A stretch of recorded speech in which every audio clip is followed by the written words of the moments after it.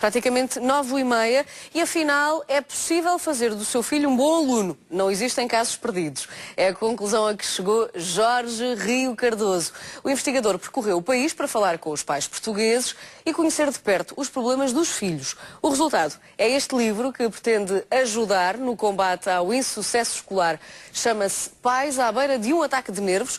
Jorge Rio Cardoso é convidado deste ano da manhã. Muito bom dia, obrigada pela sua presença.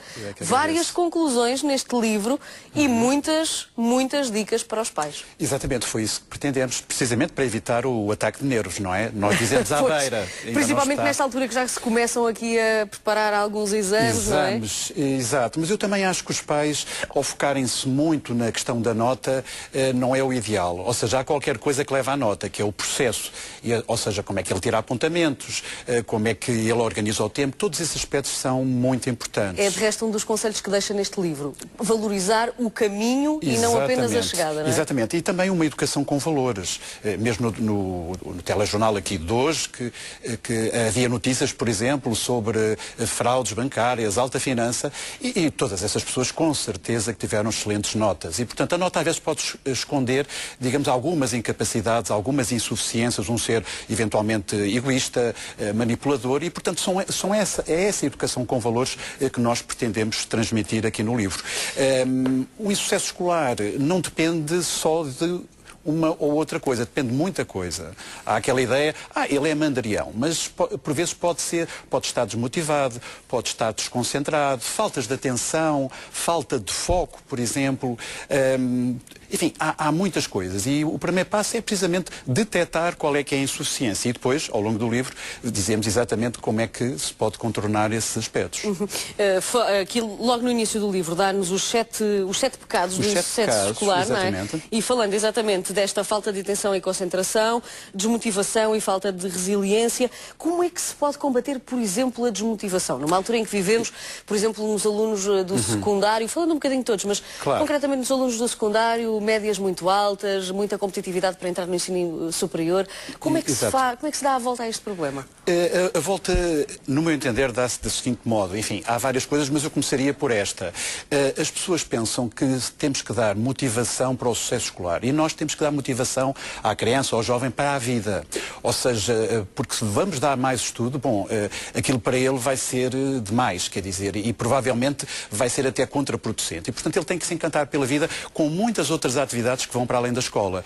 Pode ser o desporto, pode ser a música, pode ser a arte, pode ser o teatro, pode ser a dança, pode ser imensas coisas. Mas também convém não sobrecarregá-los, não é? Não, evidentemente. Serão sempre atividades que eles gostam. Ou seja, eles não estão lá porque os pais gostam. Ou sempre desejaram ser uma daquelas uma coisa que não conseguiram ser. Exatamente. E transportam para os filhos. Isso também não pode ser. Exatamente. Mas, digamos, uma educação integral, em que, digamos, tenha regras, isso é muito importante. E se ele estiver encantado com a vida, mais facilmente estará encantado também com o sucesso escolar. E para merecer o balé ou o futebol ou outra coisa qualquer, com o qual ele já criou ali um laço de afetividade, ele vai com certeza estudar. Temos que também dizer uma coisa, que é que estudar, às vezes diz, é uma coisa muito gira. Não, realmente não é.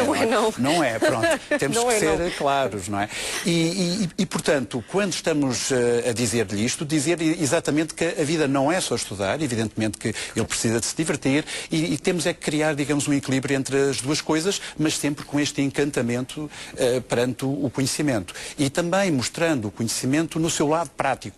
Os jovens hoje em dia não querem saber só de conhecimentos. E depois também há uma questão que é mais do que uma cabeça cheia de conhecimentos, interessa uma cabeça que saiba pensar, que saiba decidir e que consiga tomar decisões perante um universo que geralmente é incerto. Uma das questões que coloca neste livro, no capítulo 4, é para o sucesso escolar, que tipo de pais é que precisamos ser? Porque os filhos também são um reflexo daquilo que os pais são. E usa na abertura deste capítulo a frase, é na educação dos filhos que se revelam as virtudes dos pais. Exatamente. As crianças aprendem por imitação. Exato. E, portanto, é isso mesmo, mais pelo exemplo do que propriamente pelas palavras que eu digo. E por vezes estamos a dizer a uma criança, bem, tu não és resiliente, quer dizer, tu não lutas contra a adversidade. Estás a pedir-me para fazer e tu não fazes. E nós próprios, por vezes, temos lamentos que são próprios, que são normais, somos humanos. Aliás, não há educação sem afetos e, portanto, esta parte emocional é muito importante, mas os filhos, por vezes, são reflexo do exemplo que nós damos. E, portanto, aquilo que eu digo em relação aos pais é que eles devem ser exigentes, sim, mas também terem um grande envolvimento. E, portanto, não deixarem desde cedo de impor regras, limites e evitar um bocadinho aquela ideia do castigo. Porque o castigo parece uma vingança e, portanto, o que ele deve fazer desde cedo é criar as regras, trabalhar com ele as regras e depois das regras resultam consequências ou positivas e, portanto, ao elogio, de preferência compensações. Elogiar também é sempre importante, não é? Completamente. Aliás, eu até digo no livro, Exatamente. para cada 4 ou 5 elogios, então haverá uma crítica. Porque uma criança infeliz, uma criança triste nunca vai aprender. E, portanto, tenhamos consciência disso, não só nesta altura, mas como para a vida. Há de ser sempre uma criança derrotista, que à partida sente-se vencida e, portanto, essa ideia de educar com valores é muito importante. E, portanto, os pais devem ser exigentes, serem envolvidos e a cooperação com a escola é muito importante, ou seja, respeitar a escola e os professores, não é? Isso é de capital importância para o sucesso dos jovens. Corrija-me se estiver errada, a palavra mais mencionada neste livro é provavelmente diálogo. Exatamente, saber ouvir. Isso é muito, ou seja, respeitar a criança. Porque muitas vezes os pais pensam que respeitam a criança, mas não respeitam. Ou seja, por exemplo, eu hoje estou com frio e então visto a criança cheia de camisolas, mas ela não está com frio. Eu é que estou com frio. E, portanto, isto é logo uma falta de respeito. Ouvimos uma música que ela gosta e eu digo, esta música não presta. E, portanto, quer dizer, o respeito pela criança é muito importante. E saber ouvi-la. Aliás, na maior parte das frustrações, por exemplo, habituá-la a lidar com a frustração. Há vários exemplos que eu dou no livro. Que é, antes de mais nada, ouvi-la, depois um segundo passo é dizer uma palavra ou duas que manifeste que realmente percebeu e entendeu o que ela quis e depois olhar para o futuro, não mais para o passado. Ou seja, aqui na questão do insucesso escolar, esta alteração, digamos que é o grande tema do livro, é precisamente fazê-la encontrar o caminho. Mas sobretudo, aceitar as suas sugestões e dialogar e pô-la a pensar com ela e que a vida está tudo para começar e que a vida, digamos, é essa a mensagem, é uma coisa maravilhosa. Exatamente. Jorge Rio Cardoso, muito obrigada pela sua presença, pelas suas explicações neste Diário da Manhã, com este guia, um verdadeiro guia para pais à beira de um ataque de nervos.